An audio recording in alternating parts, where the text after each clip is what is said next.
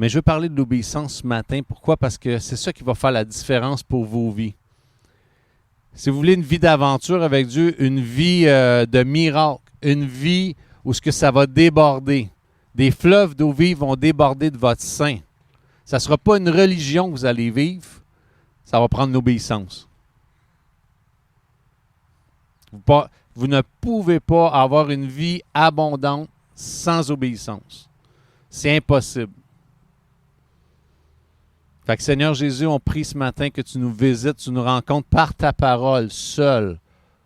Ta parole seule, Seigneur, ce matin, on la réclame dans nos cœurs, que le Saint-Esprit nous convainque puissamment de péché, de justice, de jugement, qu'il nous amène à ce flot d'obéissance qui glorifie ton nom dans ce monde. Seigneur Jésus, plus que tout, c'est toi qu'on veut ce matin. Parle à nos cœurs. Parle à nos cœurs. Parle à nos cœurs, Jésus. Si on veut entendre ta voix ce matin, Jésus, plus que tout.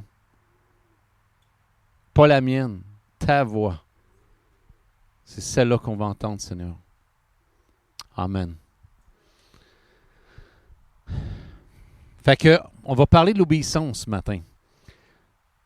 Il n'y a pas de vie abondante, comme on a dit tantôt, sans obéissance. Et juste vous partager un verset dans Jean 14, 23. Je sais que c'est pas... aujourd'hui, c'est comme on a emporté une vie de religion.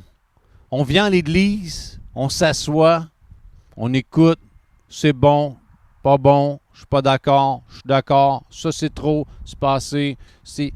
Hey! Jamais Dieu nous a appelés à faire cette vie-là. C'est même pas une vie. C'est une vie diabolique. Si on veut en mettre un nom à cette vie. Dieu m'appelle à obéir à sa parole. Point. Final. Si tu veux t'ostiner, va t'ostiner avec Dieu. Je te garantis que lui, il peut te tenir tête assez longtemps. Pourquoi? Parce que par amour, Dieu, ce qu'il veut, il veut le meilleur pour ta vie. Puis il sait qu'en dehors de l'obéissance, tu ne goûteras pas le meilleur. Il est là le problème. Souvent, notre vie médiocre en tant que croyant, où on entend des chrétiens qui sont fatigués de la vie chrétienne, « Ah, c'est dur, c'est difficile. » Mais tu regardes sa vie, si on veut être honnête, il n'obéit pas à la parole de Dieu. Il ne la met pas en pratique. Et c'est ça qui fait que la vie chrétienne devient comme monotone, plate, sans but, pas de puissance. Pourquoi? Parce que Dieu dit, « Pourquoi je te donnerai la puissance? » Tu ne me crois même pas. Tu ne mets même pas en pratique ce que je te donne comme précepte. Et tu vis ta vie n'importe comment. Dieu dit, oublie la vie de puissance, sans obéissance. Et même, ça va loin. Jésus il dit, tu dis que tu m'aimes. Garde ma parole. Obéis à ma parole. Pratique ma parole. Ça va loin. Jésus est encore plus tranchant que nous quand on prêche. Jésus, il dit, c'est blanc. Tu ne mets pas ma parole en pratique, tu ne m'aimes pas. Hein? Oh oui, Seigneur, je t'aime. Non, tu ne m'aimes pas. Obéis à ma parole. Et c'est pour ça que ça amène, pour l'obéissance va toujours amener une vie de repentance dans ma vie. Tout le temps. Il ne peut pas avoir une vie d'obéissance sans de la repentance dans ma vie. Je dois me repentir. Qu'est-ce que la repentance? Changer de cap, un changement d'attitude mentale. Je ne peux pas vivre une vie dans le péché et penser vivre une vie abondante avec Dieu. Pourquoi? Parce que j'ai été libéré du péché. Dieu m'a affranchi du péché. Et je ne suis plus appelé à vivre pour moi. Vivre pour moi est une vie de péché. Que pour mes intérêts, que mes loisirs, que mes choses à moi. C'est une vie où ce que Dieu dit, « Hey, tu es appelé à te donner pour moi. Je t'ai racheté pour que ta vie elle soit à moi, que je puisse la guider, que tu te confies en moi, tu sois en relation avec moi. Rien d'autre. Dieu, c'est un Dieu jaloux. On oublie parfois ça. Et c'est pour ça que, est-ce qu'on a le droit de faire des choses? On a le droit de faire ce qu'on veut. Dieu dit, tu peux tout faire, mais ça ne veut pas dire que tout est bon pour toi. Puis souvent, même aujourd'hui, c'est qu'on va arriver, on va parler, on va dire, hey, c'est pas grave, je vis n'importe comment. Je vis ma vie, je vis dans l'adultère, c'est pas grave. Dieu va me pardonner. Mais je continue à vivre cette vie-là. Faux. Repens-toi. Tu ne peux pas vivre dans l'adultère et continuer de penser à vivre une vie avec Dieu. C'est impossible. Ça ne va pas ensemble. On a un Dieu 3 fois saint. Je crois que la crainte de l'Éternel doit prendre place dans nos cœurs. Plus que tout. Une révérence envers Dieu comme jamais il y en a été dans nos vies. Pourquoi? Parce qu'on proclame et on acclame et on réclame des miracles au milieu de nous. Dieu dit, je ne ferai aucun miracle s'il n'y a pas de repentance, s'il n'y a pas de vie dans nos vies, une vie de sainteté dans nos vies.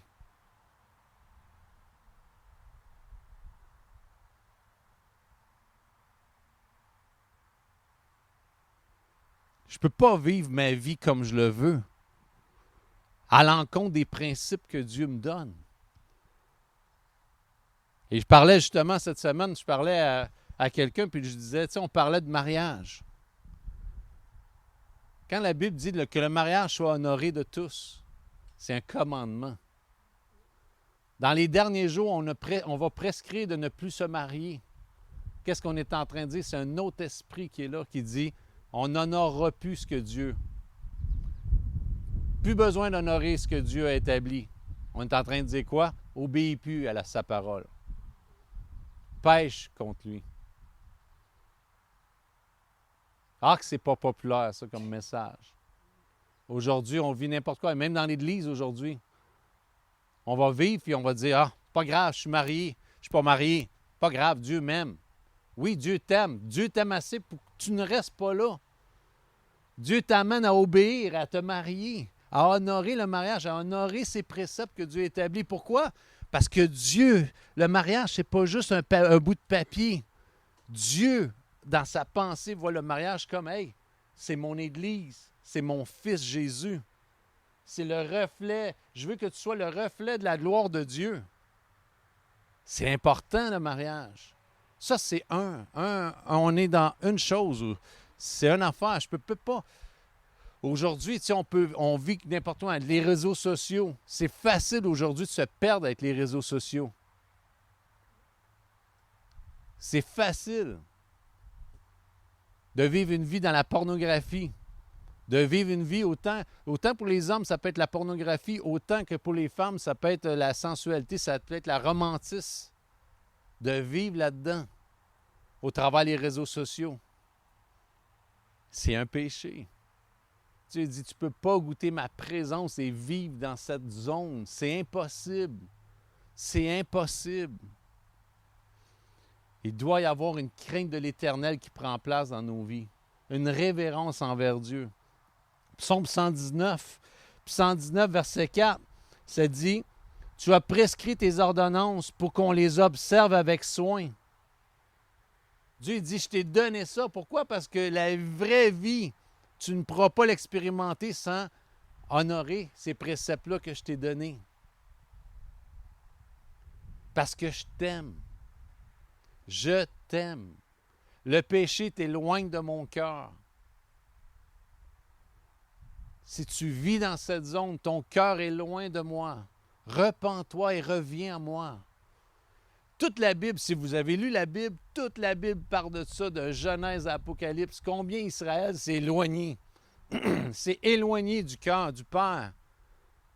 Qu'est-ce qui les a éloignés? Il n'aurait plus les préceptes de Dieu. Ils cherchaient, ils vivaient dans le péché. On a été rachetés du péché. Le péché n'a plus aucun pouvoir sur moi et vous. Le jour où il y a du pouvoir, c'est parce que je lui en ai donné. Je l'ai choisi au lieu de choisir sa parole. Et c'est pour ça que Dieu dit, « Hey, repentez-vous. Détournez-vous de ça. Cherchez-moi de tout votre cœur. La Bible dit, celui qui me cherche de tout son cœur, il va me trouver. Je sais que si je vis dans le péché, je n'ai pas le goût de le chercher. Je suis honnête avec vous. Si je vis dans le péché, je n'ai pas le goût de chercher Dieu. Pourquoi? Parce que le péché m'amène à une attraction ailleurs. Et c'est pour ça que la repentance doit être pratiquée dans nos vies constamment. La parole de Dieu doit être... La parole de Dieu, ça dit que c'est une... Psaume 119, c'est une lampe à mes pieds, une lumière sur mon sentier. C'est la parole de Dieu qui doit être mon guide constamment. D'obéir à sa parole plus que tout.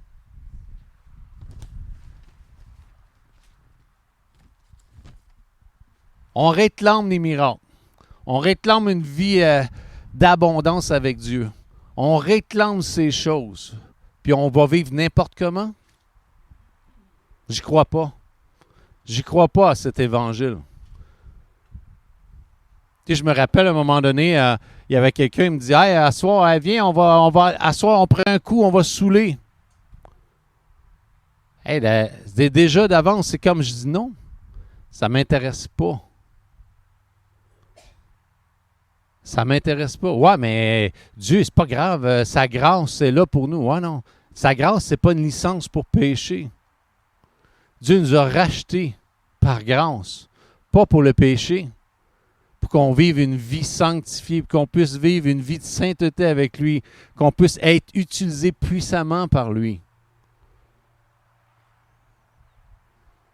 Et je me rappellerai toujours, à un moment donné, on était avec des amis, puis un ami qui était chrétien, puis la personne, il était chaud. Il était réchauffé, puis tout ça, puis on était à Montréal. Puis c'est comme, à un moment donné, il traverse la rue, puis il accoste quelqu'un, puis il commence à lui parler d'évangile. Et savez-vous que ça m'a marqué pour toujours. La personne lui a dit ceci, il dit, si tu penses qu'arranger comme ça, tu vas pouvoir me faire connaître ce Jésus. Il dit, je crois pas. Ah, les deux jambes, mon ami, sciées. Pourquoi? Parce que c'est pas le cœur de Dieu. Si tu veux être chaud, sois chaud de l'Esprit de Dieu. Sois chaud de l'Esprit de Dieu. Pourquoi? Parce que c'est ça que Dieu veut pour ta vie.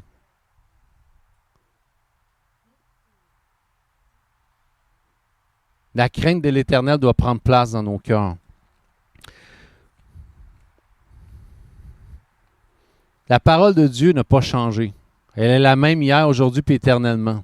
Juste se rappeler une chose, c'est la même stratégie qu'au début dans Genèse. Qu'est-ce qui est arrivé? Le serpent est arrivé et dit, « Hey, Dieu a-t-il réellement dit? » Qu'est-ce qui est amené? L'ennemi va amener dans nos vies à douter de la parole de Dieu pour pas qu'on lui obéisse. Et quand on n'obéit pas, qu'est-ce que ça a amené dans le monde? Ça a amené le péché, la destruction. Et c'est pour ça que Dieu dit, je n'ai pas planifié une vie de destruction pour ta vie, mais une vie d'abondance, de bonheur, de la prospérité.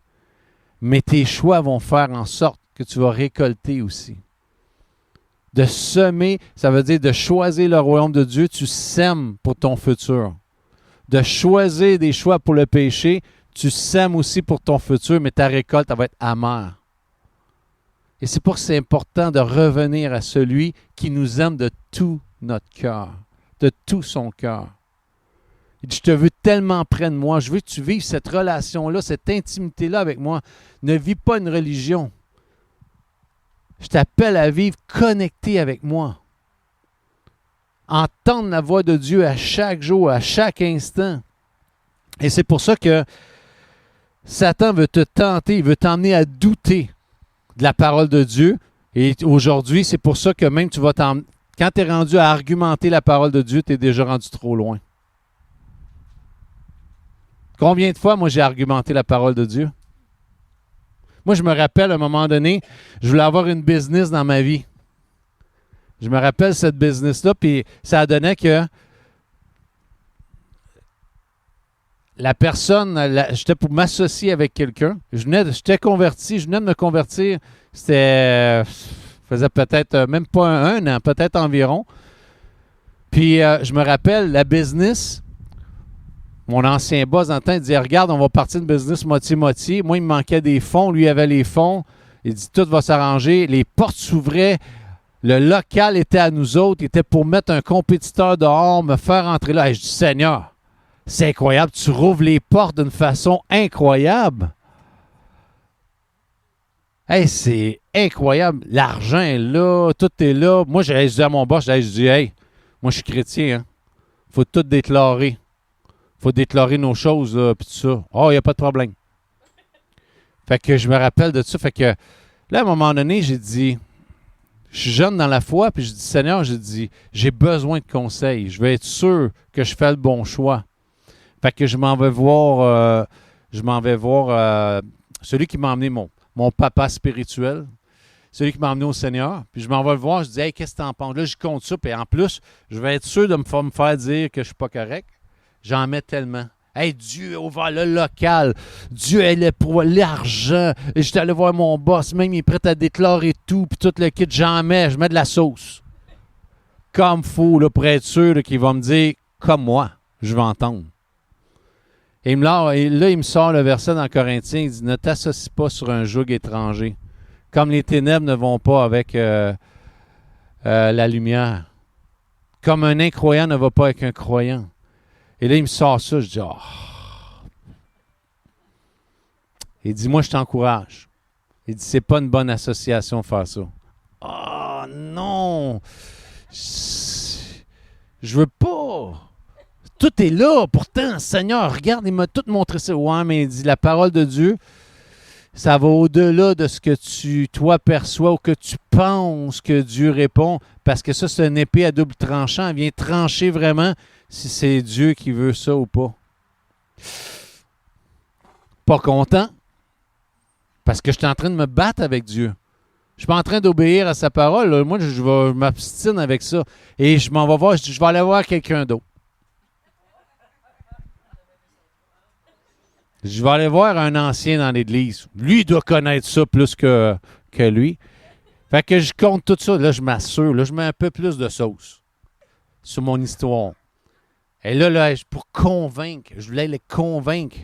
Je disais, hey, regarde, c'est Dieu qui n'a pas toute chose. Il me sort le même verset. Ah non, non, non, non, non, non, non, non, non, non. Encore, je sors de cette rencontre-là frustré.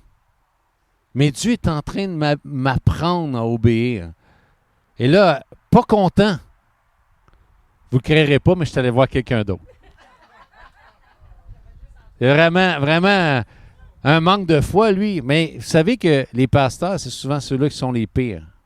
Les pires manques de foi, ça vient des pasteurs souvent.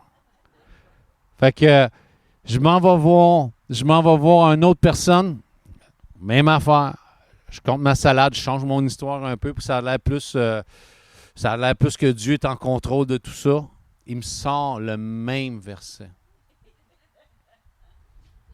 Il me sort le même verset dans Corinthiens, ne t'associe pas. Je dis, ah non. Là, je suis découragé, puis ils m'ont dit, garde. Et la personne m'a dit, va à Dieu. Demande à Dieu qu'il te donne une conviction. J'ai beau te dire ce verset-là dans ta vie, mais c'est toi qui dois demander à Dieu que ça devienne une conviction, que tu puisses obéir dedans. Pourquoi? Parce que moi, je suis convaincu que la Bible dit tu ne dois pas t'associer, tu ne dois pas te mettre sur un joug étranger. Je suis convaincu. La Bible dit, et par expérience, honnêtement, ça n'a jamais marché non plus. Tous ceux que j'ai connus, c'était le bordel, en bon français, si on pourrait dire. Là. C'était le chaos dans leur compagnie, c'était la chicane, c'était un paquet de choses de même. Et je me rappelle, j'étais assis dans l'église, dans le bâtiment, à l'église, et il y avait un verset au mur, et j'ai regardé ce verset-là, puis j'ai dit, et là c'est comme, je dis, Seigneur, je t'abandonne tout. J'ai dit, je sens quelque part que c'est la vérité, et je choisis d'obéir dedans. Oh, instantané. Je vous dis instantané, là, toute frustration, l'angoisse, la peur, qu'est-ce que les gens vont dire, qu'est-ce que mon boss va dire, on est rendu à aux trois quarts du processus pour, pour avoir cette business-là. Puis tout ça, j'ai dit, qu'est-ce que... Dieu dit, que t'importe? Toi, obéis-moi. Toi, suis-moi. Et je me rappelle, j'ai fait ce choix-là d'obéir à la parole de Dieu. Là. Une paix m'est rentrée. Puis je me rappelle, j'étais rentré, j'avais rencontré mon boss. Puis j'ai dit, hey, sais-tu quoi? Je vais laisser tomber. Je vais laisser tomber le projet d'avoir une business ensemble. Et tu sais quoi? Je te remercie pour tout ce temps-là et tous les efforts, tout cet encouragement. Mais j'ai pris un autre choix, puis je décide d'obéir à Dieu. Et je me rappelle, il dit, OK, parfait, ça reste comme ça. Mais rappelez-vous une chose, que obéir à Dieu, le diable le voit aussi. Il déteste ça. Et je me rappelle, 3 semaines plus tard, c'est vraiment incroyable. C'est comme s'il veut venir tourner le couteau dans la plaie. Mon boss, il dit, il dit, viens ici. Il dit, OK. Puis on avait d'autres business à d'autres endroits avec des associés qui étaient là. Il dit, regarde. Il dit, on est en train de se sortir un petit dividende. Ça, on s'en sort régulièrement tous les 2 mois. Là. C'était une coupe de 1000. C'est comme je regarde. Je dis, Satan, tu es en train de voir me faire regretter le choix de t'obéir au nom de l'argent. Puis en quelque part, c'est vrai, hey boy, je perds quelques 1000 piastres à toutes les... mais c'est du Seigneur, non, je vais t'obéir. Et je crois de tout mon cœur, dans ce temps-là, je me suis battu avec Dieu. Et souvent, on se bat avec Dieu. Rappelez-vous une chose. Dieu veut une vie d'obéissance. Pourquoi? Parce que c'est ça qui est agréable à ses yeux. C'est ça qui est agréable de voir ses enfants obéir à sa parole, de la mettre en pratique. C'est pour ça que ça dit, ne vous bornez pas à l'écouter ou à la lire, mais mettez-la en pratique. Pourquoi? Parce que c'est la vie abondante, elle est là. Et c'est important d'écouter la parole de Dieu, de la lire, de s'exposer tous les jours, même de l'étudier. Et c'est pour ça qu'on a parlé la semaine passée de faire des petits groupes maison, d'être ensemble. Que constamment la parole de Dieu soit au milieu de nous. Pourquoi? Parce qu'on la perd de vue. On perd de vue le royaume de Dieu. On perd de vue les préceptes de Dieu quand ce n'est pas constamment sous nos yeux. C'est pour ça que dans l'Ancien Testament, il disait aux rois et aux princes de constamment lire la parole de Dieu, les commandements de Dieu à chaque jour. Pourquoi? Afin qu'ils puissent gouverner droitement, dignement, selon le cœur de Dieu. Il faut revenir à sa parole. Écouter, passer du temps avec Dieu, entendre son cœur me parler au travers de ça. Il a fallu que j'entende le cœur de Jésus me parler. J'avais beau avoir 3 personnes qui me disaient « Hey, ça c'est le meilleur, ce serait le meilleur choix, c'est d'obéir à sa parole. » Mais tant aussi longtemps que je n'ai pas été personnellement devant Dieu et dire « Seigneur, tout ce qui est en dedans, tout ce qui tiraille, tout le regret, tout ce que je vais perdre, toutes ces choses-là, je décide de t'obéir. » Après ça, il y a eu un impact incroyable. Mais il n'y aura pas d'impact tant que je n'obéis pas à la parole de Dieu. C'est pour ça qu'il faut se le rappeler ensemble. C'est pour ça qu'on se réunit ensemble. On ne se réunit pas juste pour occuper notre temps ou passer du temps. On se réunit pourquoi? Parce que pour s'encourager, s'exciter les uns les autres à obéir à Dieu. Encore récemment, je parlais à un jeune couple, puis on parlait du mariage. Vous avez dit, Colin, à matin, il est sur le mariage. Mais on parlait du mariage. Et c'était important. Pourquoi? Parce qu'il me posait comme question, puis il disait, ouais, mais il me sortait tous les mariages qui ont échoué. Tous les mariages qui, autrement dit, regarde comment ça a coûté, qu'est-ce que ça a amené comme trouble. C'est ça. Hey, je dis, hey, ça, c'est pas Dieu qui parle. On parle, là, tu es en train de m'élever l'échec des hommes. Dieu, il ne voit pas le mariage comme ça. Puis sais-tu quoi? Il faut bâtir notre mariage sur les préceptes que Dieu établit dans le couple, dans le mariage. pour un mariage épanoui. Et c'est pour ça, tu sais quoi? Ça, j'y crois plus que d'autres choses. Et nous, c'est Dieu qui a institué le mariage. Qui je suis aujourd'hui pour dire, mais non, c'est pas bon de te marier. Je suis en train de me faire Dieu. Je suis en train de m'élever au-dessus de la parole de Dieu. C'est ce que la Bible dit. À la fin des temps, on va s'élever. On va dire, ah non, c'est plus bon ça, se marier. C'est plus bon ça.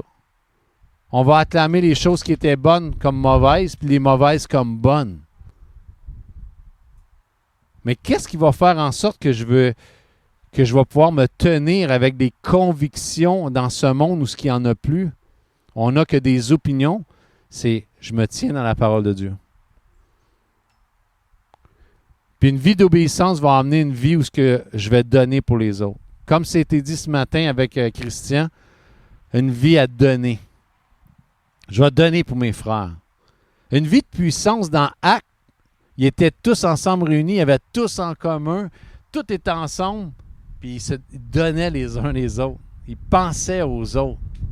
Pourquoi? Parce que quand Christ est en nous, puis qu'on vit une relation vivante avec lui, on a le goût de donner. Ça fait partie de ce qu'il est. Ce qu'il est, nous sommes. C'est plus vous qui vivez. C'est Christ en vous. Ouais. Moi, j'aime pas bien ça donner. Moi, là, je suis un peu gratteux. Mais laisse Jésus vivre en toi. Tu vas voir que ça ne grattera plus. Pourquoi? Parce que l'abondance, tu vas vouloir donner. Le fait que tu grattes, c'est parce que Jésus n'a pas pris cette place-là. Repens-toi. Dis, Seigneur, je vois que dans la Bible, il y a plus de joie à donner qu'à recevoir. Moi, je cherche tout le temps à garder pour moi. Jésus, il dit, tu gardes, tu t'appauvris. Tu donnes, tu t'enrichis. Wow! Fait que laisse-moi vivre en toi.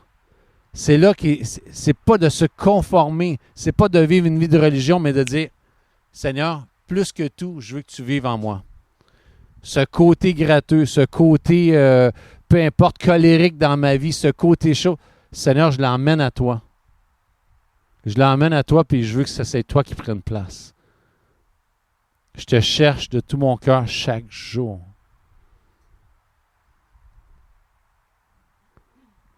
Des temps difficiles s'en viennent. Des temps difficiles s'en viennent. C'est pour ça qu'il faut chercher plus que tout. Je vous dis, le vent va se lever encore bien plus que qu'est-ce qui s'est levé là. Le vent va se lever. Qu'est-ce qui va faire qu'on va tenir solide? Ça va être si on bâtit notre vie sur le roc, sur la parole de Dieu. Il n'y a pas d'autre chose. Pas autre chose. Je termine avec un verset. Juste quelques versets. J'aimerais ça juste que vous laissiez la parole de Dieu parler à vos cœurs là-dedans. Ça parle de la crainte de l'Éternel.